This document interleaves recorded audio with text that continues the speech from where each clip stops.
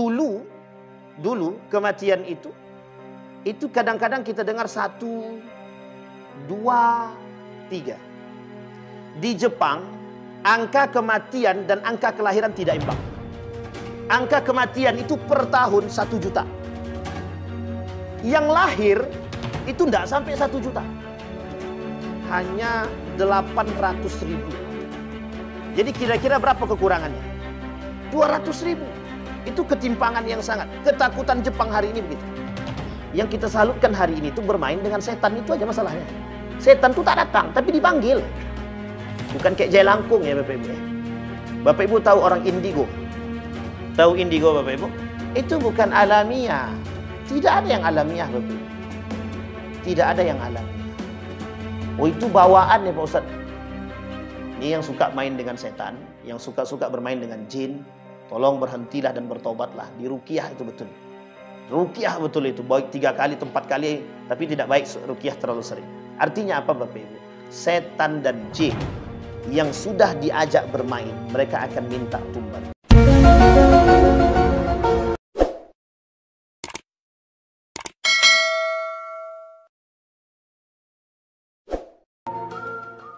Assalamualaikum warahmatullahi wabarakatuh.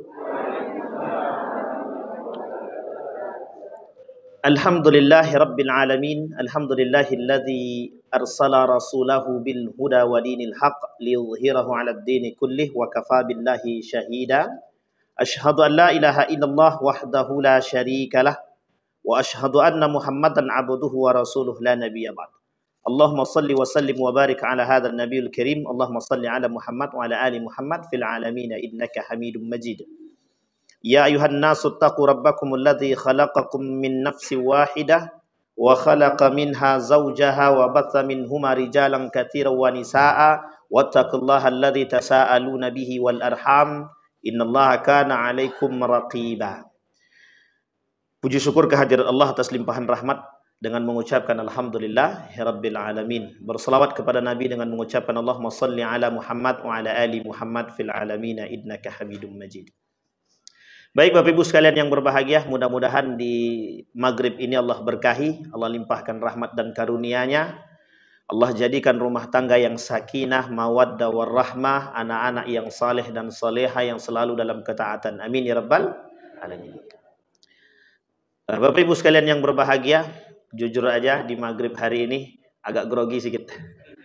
Ini mata memandang kiri kanan. Ustaz Fajri sudah mengintai dari ujung. Jadi makin jantungan awak dia buat. Katanya izin mau balik tapi tak ada juga. Bapak Ibu sekalian yang berbahagia, malam hari ini kita mengkaji kitab yang pernah kita kaji sebelumnya, Al-Kabair, dosa-dosa besar. Kalau saya boleh tahu kemarin kita sampai di mana Bapak Ibu? Saya lupa pula. Dosa yang ketiga lagi. Yang kemarin kedua sudah Ibu Ibu ini menulis. Memang awak yang tak menuliskan. Masya Allah. Baik Bapak Ibu, kita masuk pada dosa yang ketiga, dosa besar yang ketiga. Tapi sebelum di situ, ijtanibu sab'al mubiqat, kata Nabi. Jauhi oleh kalian 7 dosa besar. Artinya 7 dosa besar itu, kemarin sudah kita sampaikan, permasalahan dosa besar itu kaitannya dengan berbagai macam ancamannya. Yang pertama, la'anallah wa yal'anuhumul la'inun, dilaknat. Orang yang melakukan dosa besar itu mesti dilaknat oleh Allah, dilaknat. Pertanyaannya adalah kalau dilaknat oleh Allah, kira-kira orang itu beruntung atau buntung? Mesti buntung. Tapi pertanyaannya adalah apakah selama dia dilaknat oleh Allah itu dia tidak punya kesempatan untuk bertaubat? Namanya abwabut taubah. Boleh kita cek dalam kajian-kajian permasalahan taubat. Ulama mengatakan, bahkan bukan hanya ulama Allah kata. Dalam surat yang lain Allah kata dalam Al-Quran itu, orang-orang yang datang wa man taba wa amila salihah fa ulaika fa innahu yatubu ila Allahi mataba. Jadi orang-orang yang datang kepada Allah apapun dosa besar yang dia lakukan, sekalipun dosa yang besar dilakukan adalah kesyirikan. Dosa yang tidak diampuni oleh Allah dosa syirik. Tapi kalau dia datang sebelum mati, dia bertobat sebelum mati, mesti tergantung taubatnya diterima apa tidak. Tapi kalau taubat dia ragu, nah itu yang susah. Aku mau bertobat ya Allah, tapi aku ragu meninggalkan dosanya. Nah, itu tak sama tak taubat namanya. Sampai di sini paham ya Bapak Ibu ya. Yang pertama terlaknat, dilaknat oleh Allah. Yang kedua tidak diajak berbicara, tidak dilihat, tidak disucikan. Bagi mereka azab yang sangat pedih. Ada berapa berarti itu? 5. Jadi 5 ancaman Allah bagi mereka. Azabun alim. Azabun alim. Di antara azabun alim di sini ada 2 neraka yang dipersiapkan oleh Allah khusus yang langsung disebut. An-nifaq wal munafiqun, orang-orang munafik. Orang-orang munafik itu pengingkar rukun iman, pengingkar rukun Islam. Yang mengingkari rukun iman, yang mengingkari rukun Islam. Itu masuk dalam kategori munafik sekaligus terjerumus dalam kekufuran. Jadi dosa besar itu, pelaku dosa besar, mereka terjerumus dalam 2. Yang pertama mereka terjerumus dalam kemunafikan, yang kedua mereka terjerumus dalam kekufuran. Berarti mereka tidak fasik, Pak Ustaz. Kalau fasik sudah jelas.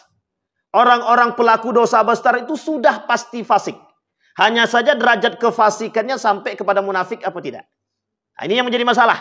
Ulama berbeda pendapat. Ada yang mengatakan orang-orang munafik itu mesti fasik. Orang fasik belum tentu munafik. Kenapa demikian? Karena orang munafik itu tahu tapi tak menjalankan. Orang fasik itu mengerti tapi tak menjalankan. Orang munafik mengingkari. Salat wajib. Kata Adi Armando tak wajib. Bapak Ibu tahu ya Adi Armando ya, tak wajib. Gitu. Nah, ini permasalahan. Nah dalam konteks ini Allah kemudian memberikan ancaman 5. Pertanyaannya adalah adakah manusia yang takut dengan ancaman itu? Adakah manusia yang takut? Yang takut hanyalah mereka yang beriman. Yang berislam tak semuanya takut. Kenapa? Karena orang-orang Islam itu sebagian tak takut. Mereka mengaku berislam tapi mereka tak beriman. Bahasa lainnya Islam KTP namanya. Islam abangan atau Islam kejawen. Mereka berislam tapi mereka tak mau menjalankan.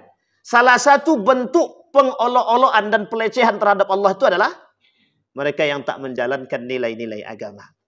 Mereka tahu solat tapi mereka tak jalankan. Sedang mengajak, sedang mengecoh Allah namanya. Kalau bahasa awaknya mengecoh Allah. Baik. Kemarin kita sampai pada dosa yang kedua yaitu qatlun nafs. Tidak dibenarkan oleh agama membunuh manusia. Faka'annama qatalan nasa jami'an. Orang yang membunuh satu jiwa seperti sudah membunuh semua jiwa. Saking besarnya dosa. Jadi membunuh 1 orang, membunuh 100 orang sama. Jadi lebih baik bunuh 100 apa 1? Ya jangan bunuh lah Bu. Itu salah itu gaya berpikir. Gaya berpikir ini yang kemudian harus kita luruskan. Wa may yaqtul mu'minan muta'ammidan fajaza'uhu jahannam. Yang membunuh orang-orang beriman itu jahanam nerakanya sudah. Pertanyaannya orang dianggap jahanam itu ketika berbicara dengan jahanam, disebut dengan jahanam orang tertawa. Harusnya orang sedih dengan jahanam. Takut harusnya. Tapi apakah jahanam di dalam Al-Quran itu kurang menakutkan? Bagi orang yang beriman takut. Bagi orang tak beriman kurang takut. Kenapa tak nampak? Buktinya api yang rokok saja mereka hisap. Tapi bukan ketika api rokok itu dihisap, menyalalah. Tapi kalau dibakar ke kulit, menjerit juga tuh. Masalahnya mereka tak sadar. Artinya apa? Ketika bayangan jahanam itu dihantarkan kepada kita dengan bentuk dan gaya seperti seolah-olah kita mempermainkan jahanam, orang tak takut. Maka Bapak Ibu ada cerita yang unik. Ketika permasalahan riba, suatu ketika tadi pagi kalau saya tak salah tadi pagi, itu kami berdiskusi dengan mantan gubernur Riau, Bapak Edi Natar. Apa kata beliau? Kami jalan Ustadz ke simpang perempatan itu, tak jauh dari Masjid Nurul Yakin itu, kata beliau. Ada tulisan besar Pak di situ. Apa tulisan besarnya? Riba disertakan dalil tentang perperangan dengan riba. Bagaimana Allah memerangi riba dan Allah masukkan ke dalam neraka itu. Kemudian dibuat gambar api. Setelah dibuat gambar api, itu kemudian baleho yang besar tadi, setiap orang lewat itu melihat. Setiap orang melihat. Pertanyaannya adalah, ketika beliau berdiskusi dengan orang perbankan, itu orang perbankan konvensional itu bertanya. Beliau bertanya kepada orang perbankan tadi. Kira-kira dengan baleho sebesar itu ada nggak dampaknya? Apa jawaban orang perbankan? Gara-gara itulah Pak Ustadz, banyak orang yang menarik uangnya dari bank konvensional. Bingung kami. Bahkan pegawai kami banyak yang cabut. Artinya apa? Dengan gambar, orang lebih takut ketimbang dengan suara seperti ini. Berkali-kali berbuih-buih mulut Ustadz itu mengatakan, dosa besar. Iya, masuk di sini. Keluar dari masjid, keluar juga deh. Artinya apa? Yang terbaik, tidak terlalu terbayangkan ketika perkataan orang itu. Tapi ketika dia melihat gambar riba, tapi di situ ada gambar api yang menyala, ada rasa ketakutan. Artinya bisa merubah pola pikir masyarakat. Kalau itu terus yang dilihat, bisa ketakutan. Singkat cerita Bapak Ibu, yang uniknya lagi, tak menjelang 1 pekan, baliho tersebut sudah dicabut. Ternyata banyak dampak positifnya, banyak yang menarik uangnya dari bank konvensional. Itu kasus riba. Bagaimana kalau seandainya permasalahan pembunuhan itu juga digitukan? Dibuat di sana sini, yang membunuh, kira-kira ada nggak yang mau membunuh istrinya karena kasus perselingkuhan? Ada yang membunuh orang tuanya karena kasus ABCD. Artinya apa? Hari ini kata Nabi, salah satu tanda datangnya akhir zaman itu di akhir zaman itu banyak kematian dengan berbagai macam aspek. Dalam 2 pekan yang lalu itu di satu tempat 3 yang meninggal sekaligus. 3 meninggal. Beda hari saja. Hari ini si A, besok si B, di waktu yang bersamaan si C. Jadi 3 sekaligus meninggal. Itu kira-kira gimana cara doain itu? Langsung aja sebut 3 sekaligus di jamak gitu kan. Artinya apa Bapak Ibu? Kematian itu dulu kematian itu kadang-kadang kita dengar 1, 2, 3. Di Jepang angka kematian dan angka kelahiran tidak imbang. Angka kematian itu per tahun 1 juta. Yang lahir itu tidak sampai 1 juta. Hanya 800.000. Jadi kira-kira berapa kekurangannya? 200.000. Itu ketimpangan yang sangat. Ketakutan Jepang hari ini begitu. Artinya apa? Permasalahannya, kasus pembunuhan, kriminal, atau angka kematian semakin hari semakin meningkat. Boleh kita cek dalam data sensus penduduk itu.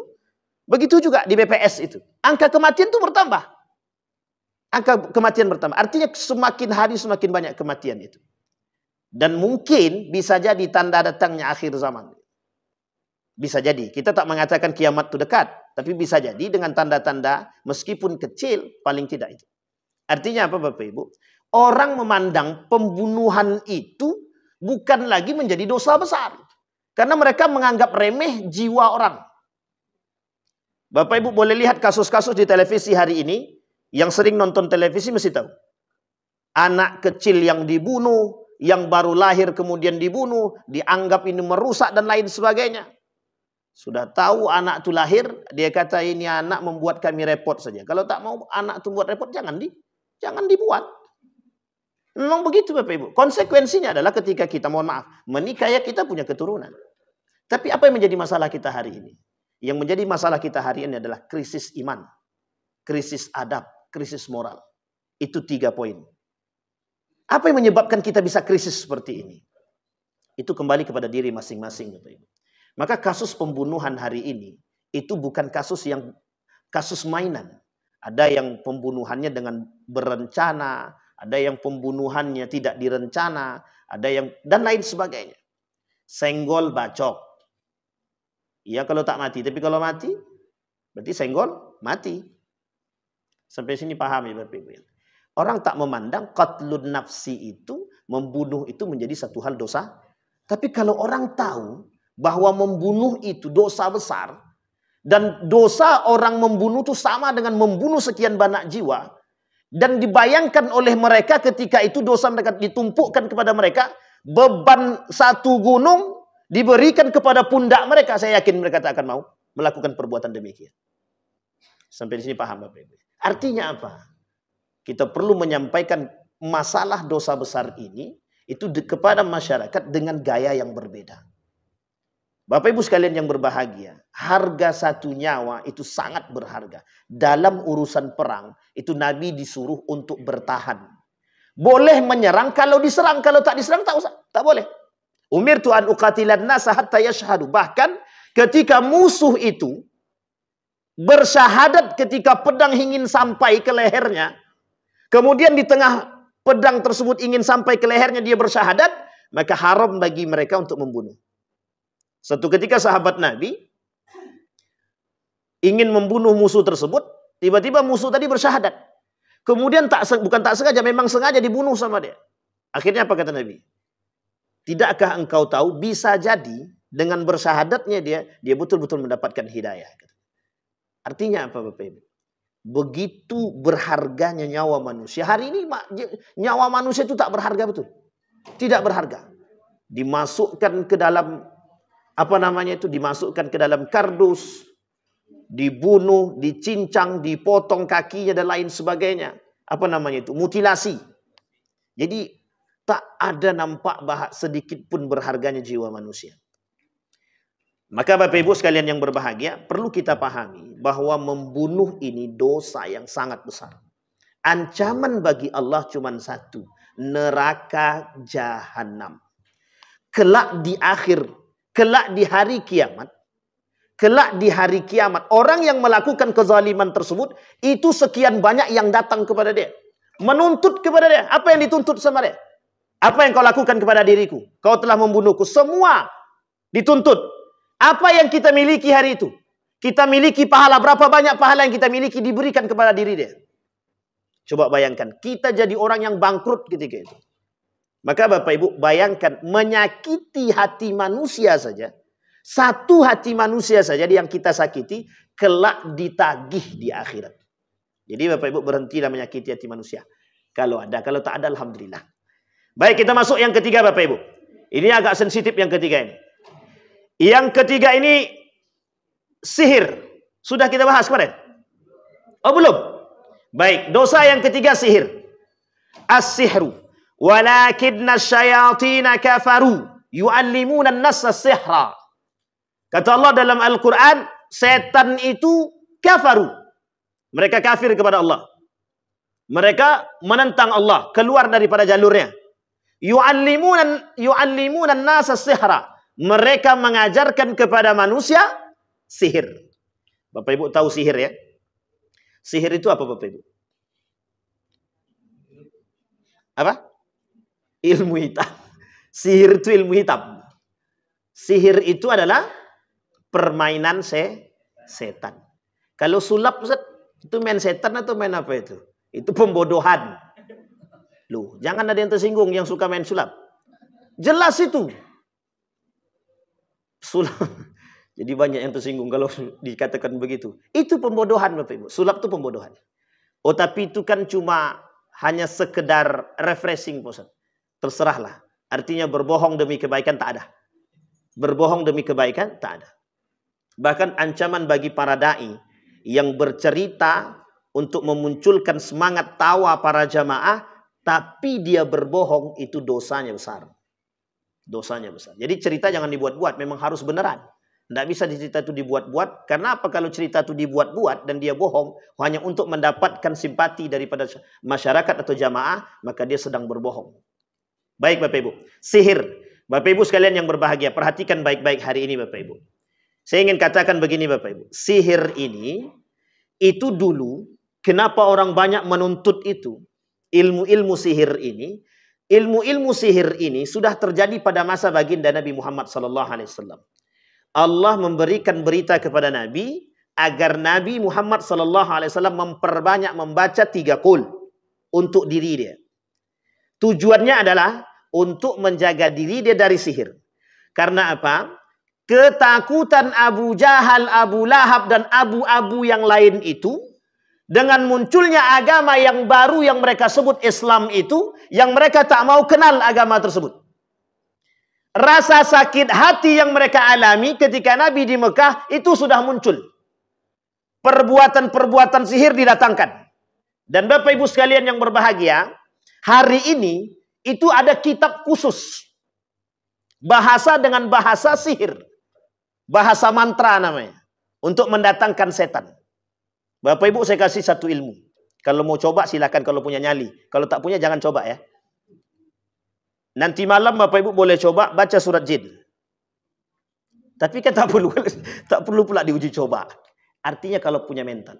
Dan Bapak Ibu sekalian yang berbahagia, bagaimana tuh Pak Ustaz hukumnya bermain dengan jin tapi dengan surat al-jin? Sampai di sini paham ya? Dan itu Bapak Ibu, dulu waktu kami kecil, Bapak Ibu, itu kami pernah mempraktekkan itu. Ini salah satu kesesatan yang nyata. Gitu. Kita bermain tuh Bapak Ibu. Kita datangkan tuh. Untuk mendatangkan jin tuh baca surat jin. Pertanyaannya adalah membaca surat jin. Yang kita baca Al-Quran. Tapi kita memang sengaja bermain dengan itu untuk mendatangkan. Itu yang kemudian menjadi permasalahan hari ini Bapak Ibu. Orang-orang hari ini tuh sengaja bermain dengan jin. Untuk mensihir mata-mata manusia. Bapak Ibu kalau lihat ada toko. Yang toko tersebut mungkin ketika Bapak Ibu jalan. Kok nggak kelihatan. Tiba-tiba Ibu telepon. Bu, tokonya kok nggak buka? Apa kata ibunya? Buka, kata dia. Sampai sini paham ya? Paham ini maksud saya Bapak Ibu? Ada orang-orang yang sengaja bermain dengan itu. Mereka permainkan sihir-sihir tersebut untuk mensihir mata-mata manusia dan nggak kelihatan. Ada yang bermain dengan santet, ada yang bermain dengan berbagai macam. Artinya Bapak Ibu, itu semua bermain dengan jin ataupun setan. Hari ini Bapak Ibu ingin saya sampaikan, kalau ada manusia yang bermain dengan jin, maka bersiaplah untuk menjadi tumbal jin. Bersiaplah. Kalau tidak Anda yang menjadi tumbal, maka keluarga Anda yang akan jadi tumbal. Lagian main setan jin begitu, itu susah matinya. Orang zaman dulu banyak Ustaz, ya. Banyak orang bermain dengan demikian. Untuk menjaga diri. Sehingga mereka, mohon maaf, mereka tuntut ilmu-ilmu untuk kekebalan dan lain sebagainya. Ada tujuan, ada. Biar mereka bisa melawan penjajahan. Dulu. Hari ini tak ada lagi penjajah. Yang ada, para penjajah itu penjajah akademik. Penjajah pikiran. Penjajah akhlak, penjajah moral, penjajah agama. Sampai di sini paham Bapak? Berarti kita tak perlu main dengan sihir. Tak perlu. Hari ini yang menjadi sihir adalah hipnotis. Bahasa. Bapak Ibu paham ya? Bahasa. Bahasa bisa membuat manusia terhipnotis. Padahal rusak, tapi ternyata kenyataannya mereka tidak tahu akan kerusakan tersebut. Bapak Ibu sekalian yang berbahagia, tapi masih banyak orang-orang yang bermain dengan itu. Masih banyak orang-orang yang bermain dengan setan. Apa yang paling berbahaya hari ini? Yang paling berbahaya hari ini adalah ketika mereka datang ke dukun dalam pengobatan. Mereka anggap orang pintar, tapi mereka tidak tahu. Bapak Ibu sekalian yang berbahagia, punya tolak ukur.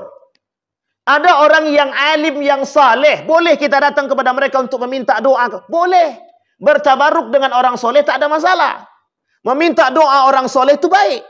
Pertanyaannya adalah, apakah orang pintar itu orang soleh? Itu pertanyaan kita, Pak. Menjadi pertanyaan besar. Oh itu apa dia Ustaz? Rajin dia ngaji. Ngajinya di mana? Rajin dia sholat. Di mana sholatnya? Pernah lihat dia di masjid? Berapa kali dia sholat tahajud? Berapa kali dia duha? Berapa kali zikir dia? Tahu kita? Bagaimana akhlaknya dengan masyarakat? Tahukah kita? Itu menjadi persoalan.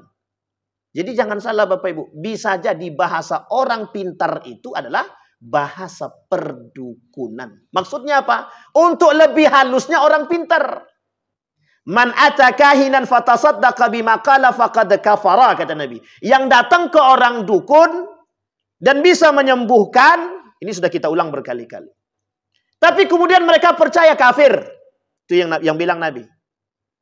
Mereka percaya kafir. Kafir di sini, kafara di sini dua. Bisa jadi dia yang kafir, bisa jadi dia terjerumus dalam kekufuran, sifat kufur. Jadi Bapak Ibu hati-hati. Kalau mau berobat tuh harus hati-hati. Di sana ada orang pintar, Ustaz. Tangan itu kalau patah, sekali elus bisa balik lagi.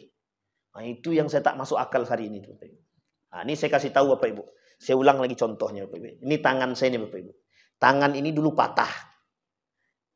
Ketika tangan ini patah, itu saya bawa ke salah satu tempat pengobatan di Jawa Tengah itu. Itu cara pengobatannya, ditarik Bapak Ibu, ngantrinya berjam, ngobatnya 5 menit. Itu ngobatin cuma 5 menit. Ngantrinya berapa jam? Dari malam jam 2 sampai jam 6 subuh kami, Pak. Jam 2 kami datang. Di Jawa Tengah itu tempat itu. Jam 6 kami baru dapat pengobatan. Itu cuma 5 menit. Ditariknya tangan yang patah tadi, diputar-putarnya. Dielusnya sedikit. Cuma ketika dia ngelus itu ada batu. Dan saya tidak tahu itu batu apa. 5 menit selesai, dibalutnya dengan kardus. 1 pekan kemudian, agak aman. 2 pekan kemudian, saya agak lasak sedikit. Saya bawa Honda balik, patah balik. Setelah patah, saya datang lagi ke situ. Untuk yang terakhir kalinya itu.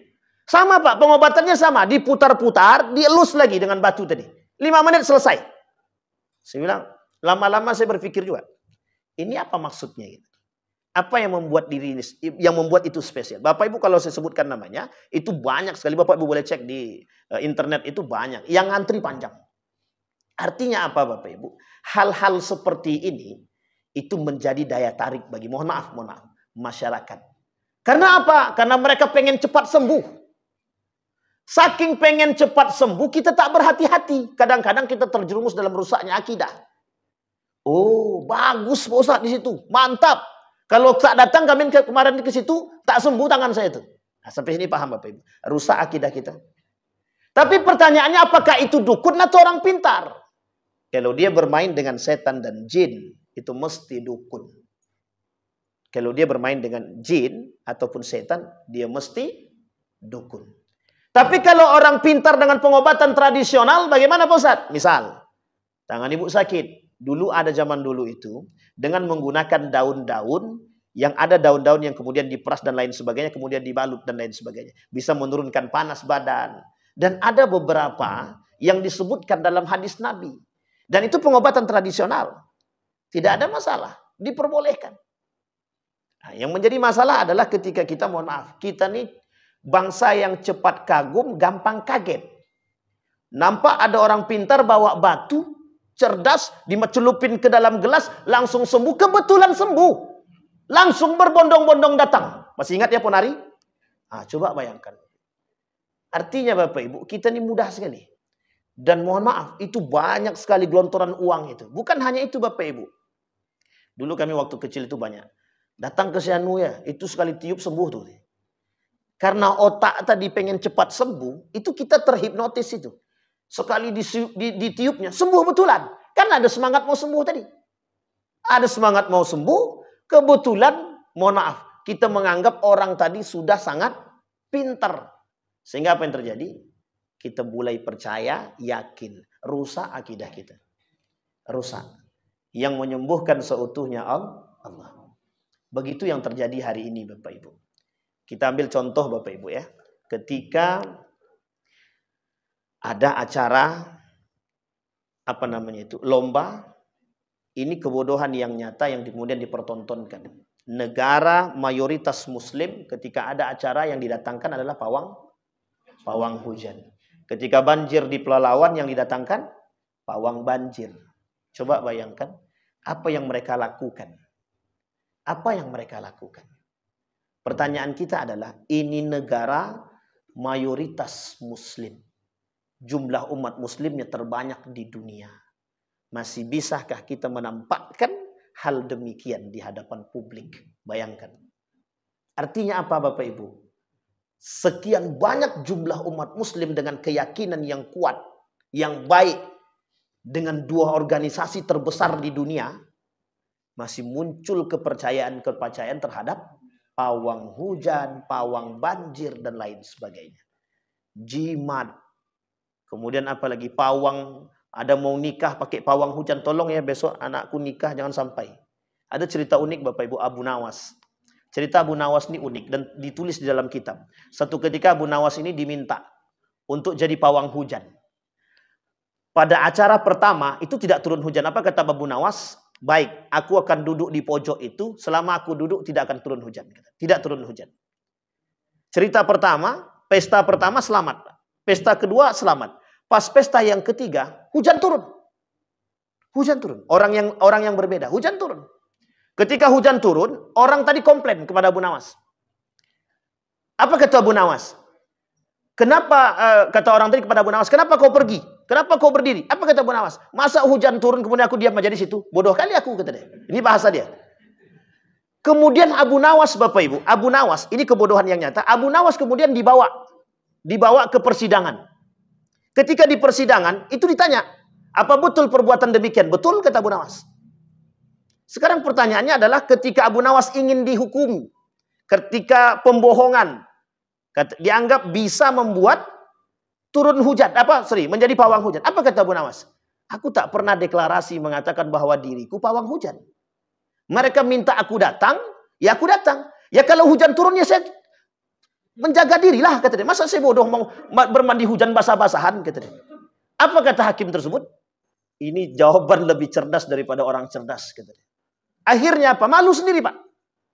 Sama halnya kita hari ini, Bapak Ibu. Kita dipertontonkan dengan kebodohan ketika bermain dengan setan, bermain dengan jin. Apa tidak ada yang lain? Apakah tidak ada yang lain? Ketika warung kita tak pernah laku, kita datangkan untuk pelaris. Entah itu bersifat jimat lah, entah bersifat apapun itu dan lain sebagainya. Bahkan kadang-kadang, mohon maaf, penyebab kita tak laku itu apa kadang-kadang? Coba kita pikirkan terlebih dahulu. Bisa jadi kita kurang dekat dengan Allah. Bisa jadi, mohon maaf, kita memang tak pandai berbisnis. Bisa jadi ada hal yang lain. Bisa jadi kita sering berbohong. Bisa jadi kita sering berdusta. Bisa jadi kita sering bersumpah tapi dusta. Ini penting, Bapak Ibu. Artinya kecerdasan itu penting untuk kita cari tahu. Bukan datang ke tukang sihir. Hari ini kita ditontonkan dengan, artinya begini Bapak Ibu. Hari ini, itu untuk meningkatkan kebodohan tersebut, itu melalui jalur perfilman. Dibuatlah film-film yang mohon maaf, tahayul, khurafat dan lain sebagainya. Kalau Bapak Ibu sering nonton film horor kan begitu tuh. Biar cepat kaya, ambil tanah kuburan, katanya. Tanah kuburan diambil. Di depan rumahnya ada tanah yang tidak kuburan. Kenapa ngambil tanah kuburan? Yang dia percaya berarti apa? Dan itu Bapak Ibu jangan salah, masih banyak. Kita ambil contoh salah satu daerah di Riau ini Bapak Ibu. Itu untuk menjaga pendapatan mereka. Karena mereka kemudian suka keluar masuk hutan, kemudian mencari ikan, itu mereka lakukan, mohon maaf, sesajen. Jadi laut tadi, apa kata dia? Saya tanya, kenapa Bapak masih ngasih sesajen ke laut? Apa jawaban mereka? Ini Ustadz penjaga kami. Jadi biar mereka menjaga, biar kami, pendapatan kami terus ada, ikan-ikan terus subur. Pertanyaannya adalah, ketika dia tidak sebarkan bunga-bunga tadi, atau sesajen tadi, ikan-ikan pindah kemana? Mohon maaf Bapak Ibu ya. Begitu kaya. Itu yang terjadi hari ini Bapak Ibu. Ketika penjaga pohon itu, mohon maaf, kalau penjaga pohon itu tidak ada, yang jaga pohon ini siapa? Adakah binatang buas di situ? Atau apa? Yang mereka anggap di situ adalah makhluk halus. Sehingga diberikan sesajen. Yang uniknya adalah ketika sesajen diberi, dimakan oleh kawannya. Dikiranya sesajen tadi habis. Nah, ini yang menjadi masalah kita. Akhirnya yang terjadi adalah pola pikir kita yang berubah. Sampai di sini paham ya Bapak Ibu ya. Nah, sekarang kita kembalikan. Bagaimana Allah memandang sihir tadi? Orang yang bermain dengan sihir, mereka sedang menjadikan sekutunya Allah. Orang yang sedang bermain dengan sihir, mereka sedang menduakan Allah. Orang yang bermain dengan sihir, mereka sudah tidak percaya dengan Allah. Orang yang bermain dengan sihir, orang yang bermain dengan setan, orang yang bermain dengan iblis, orang yang bermain dengan jin dan lain sebagainya, mereka sedang tidak percaya dengan Allah. Mereka sedang bertentangan dengan Allah. Mereka sedang menjadikan Allah musuh mereka. Di sini ancamannya Bapak Ibu. Di mana letak dosa besarnya? Ketika mereka niddan, menentang Allah, ilhad, menentang Allah. Bagaimana cara penentangannya? Mereka tak patuh kepada Allah, mereka tak taat. Allah perintahkan ati Allah wa ati Rasul. Taatlah kepada aku, kata Allah. Mereka tak taat. Wa idza sta'anta fasta'in billah, wa idza sa'alta fas'alillah, kata Nabi. Yang kita minta kemana? Hari ini begitu Pak. Pak Dukun, tolong besok pagi aku mau cabut undi. Mudah-mudahan aku bisa jadi kepala dinas. Datangnya ke dukun. Ketika tak jadi kepala dinas, ternyata yang ngambil kawan dia datang balik ke dukun. Apa kata dia? Aku tak sudi dia yang ngambil kursiku. Sejak kapan kursi dia di situ? Sampai di sini Pak. Akhirnya apa? Kawan dia disantet. Karena apa? Karena kebencian. Karena apa? Karena iri hati. Karena apa? Karena cinta terhadap dunia, jabatan. Itu yang mereka lakukan, iya. Ketika orang merasa sirik dengan tetangga, yang jualannya laku, dia tak laku. Orang-orang itu punya tak. Jadi gini Bapak Ibu. Memahami konsep rezeki itu yang paling penting. Hari ini kan tidak begitu. Sehingga mohon maaf kadang-kadang kita bablas. Jalur yang kita tempuh salah. Nah, ini penting Bapak Ibu untuk kita pahami. Sihir itu tetap ada. Maka Nabi kemudian melakukan bukan ritual. Nabi selalu menjaga diri dia dengan mengatakan demikian. Makanya mohon maaf, ada yang disebut dengan ruqyah syariah. Yang betul-betul syariah. Ada kita Bapak Ibu, tidak perlu datang ke tukang ruqyah. Itu sebenarnya tak ada masalah. Artinya apa Bapak Ibu? Baca dengan ayat-ayat tertentu tadi. Yang sudah ada ketentuannya, tinggal usapkan ke badan. Itu namanya ruqyah mandiri. Dan itu Bapak Ibu juga ampuh. Artinya orang-orang yang sering berzikir kepada Allah. Itu sulit untuk ditembus oleh setan. Sulit untuk ditembus. Yang kita salutkan hari ini itu bermain dengan setan. Itu aja masalahnya. Setan itu tak datang, tapi dipanggil. Bukan kayak jelangkung ya Bapak Ibu ya. Bapak Ibu tahu orang indigo? Tahu indigo Bapak Ibu? Itu bukan alamiah. Tidak ada yang alamiah Bapak Ibu. Tidak ada yang alamiah. Oh itu bawaan ya Pak Ustadz. Ini yang suka main dengan setan. Yang suka-suka bermain dengan jin. Tolong berhentilah dan bertobatlah. Di ruqyah itu betul. Ruqyah betul itu. Baik 3 kali, 4 kali. Tapi tidak baik ruqyah terlalu sering. Artinya apa Bapak Ibu? Setan dan jin yang sudah diajak bermain, mereka akan minta tumbal. Ini cerita nyata Bapak Ibu. Satu ketika seorang suami ini bermain dengan jin. Dia ajak jin ini. Dia jadi berkawan. Dia manfaatkan jin ini untuk melakukan sesuatu untuk pengkayaan diri. Suatu ketika suami ini meninggal, tinggal istrinya. Dalam bayangan istrinya setiap malam, itu istrinya didatangi oleh suaminya. Dan mereka mohon maaf berhubungan badan. Baru sadar 1 bulan kemudian apa kata istrinya? Kan suamiku sudah meninggal. Selama 1 bulan dia bermain dengan jin, dengan setan. Bayangkan Bapak Ibu. Setan, jin, itu selalu minta. Kenapa? Kan orang bisa menaklukkan jin sekalipun. Dulu ada namanya tayangan apa namanya? Dua dunia. Ada juga dulu apa namanya itu? Dunia lain, terserah lah. Pokoknya semua dunia lah di situ masuk jadi satu. Bapak Ibu sekalian yang berbahagia, kita bukan takut, tapi kita takutnya adalah pembodohan itu. Kita takut dibodoh-bodohi dengan hal-hal demikian. Anda bisa menaklukkan jin, mau setan, mau jin, mau iblis bisa Anda taklukkan, tidak ada masalah. Tetapi yang dilarang oleh agama bermain dengan jin, apapun itu alasannya. Oh, tapi kenapa Nabi Sulaiman kok bisa?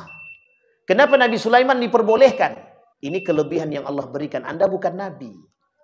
Anda bukan Nabi. Itu yang harus kita pahami. Allah tidak pernah membenarkan orang bermain dengan setan. Hanya saja setan itu bisa takut dengan siapa. Tidak perlu kita datang untuk bermain. Dengan setan itu tak perlu Pak. Tidak perlu bermain. Setan itu takut dengan orang yang beriman. Setan itu takut. Kami punya guru Pak. Punya guru. Satu ketika ada santri kemudian kesurupan. Itu kita lihatkan, mohon maaf, sendal pimpinan kami, sendal kiainya saja, itu setan tak kabur. Artinya tingkat keimanan orang itu terukur. Setan pun takut. Dan betul kata Allah, iblis, setan, jin itu tak akan mau dengan orang-orang yang alim, yang kuat. Karena setiap orang itu punya tingkatan keimanan yang berbeda-beda. Dan yang menggoda mereka itu juga berbeda-beda. Kalau cuma kroco saja imannya, itu cukup setan saja cukup. Tapi kalau imannya sudah tinggi, yang datang siapa? Bukan setan Pak, iblis. Sampai di sini paham? Jadi semakin tinggi keimanan seseorang itu yang menggoda juga berbeda. Nah yang harus kita pahami Bapak. Mengapa Allah mengatakan sihir ini dosa besar? Ini poin penting kita. Yang pertama Bapak Ibu, sihir itu menduakan Tuhan. Yang kedua Bapak Ibu, sihir itu meminta kepada selain daripada Allah. Yang ketiga Bapak Ibu, menjadikan musuhnya Allah kawan setia.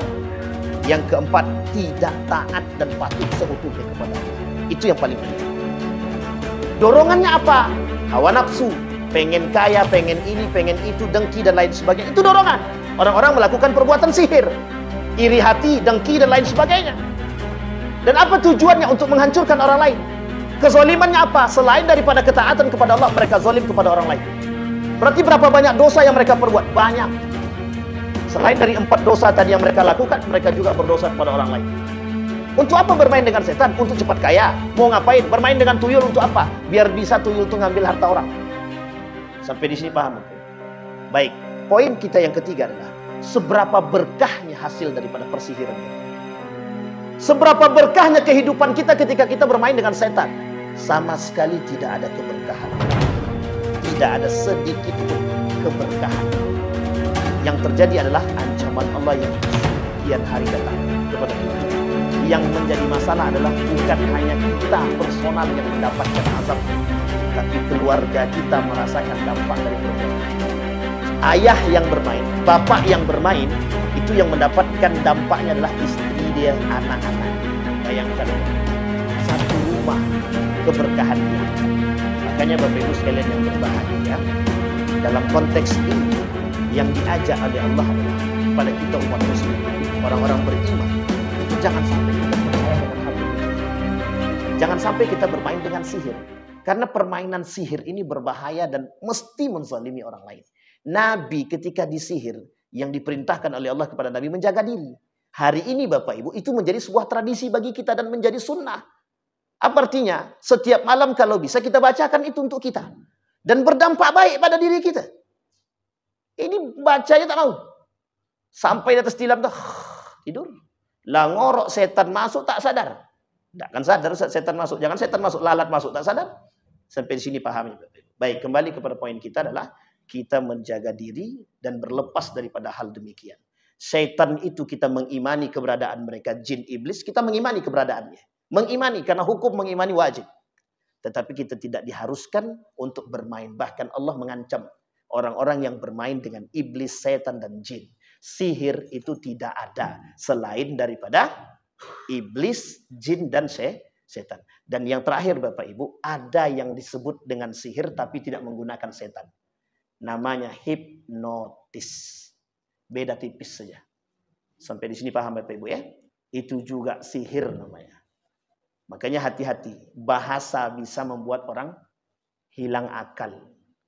Banyak orang yang tersindrom dengan perkataannya. Banyak. Kita hari ini disihir Bapak Ibu. Kita hari ini disihir dengan orang-orang pintar bergelar profesor. Mohon maaf. Tapi menjauhkan kita daripada agama. Itu sihir yang paling berbahaya hari ini. Kemunafikan. Saya kira itu saja, mudah-mudahan ada manfaatnya bagi kita semua.